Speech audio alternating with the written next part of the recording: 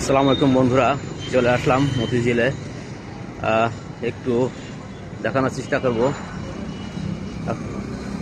এই মতিঝিলের অবস্থা। অনেকটা ফাঁকা আজকে, মঙ্গলবার। মামা, মঙ্গলবার কি বন্ধ এলাকায়?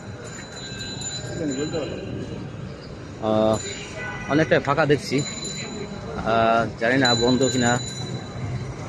দেখতেই পাচ্ছেন মতিঝিল একেবারে ব্যস্ততম এরিয়া। যুব ভবন মহাপরিচালকের কার্যালয়, যুব ভবনের জিনিসটি দেখতে পাচ্ছেন। প্রধান প্রকৌশলী কার্যালয়, স্বাস্থ্য প্রকৌশল অধিদপ্তর, স্বাস্থ্য ও পরিবার কল্যাণ মন্ত্রণালয় দেখতে পাচ্ছেন।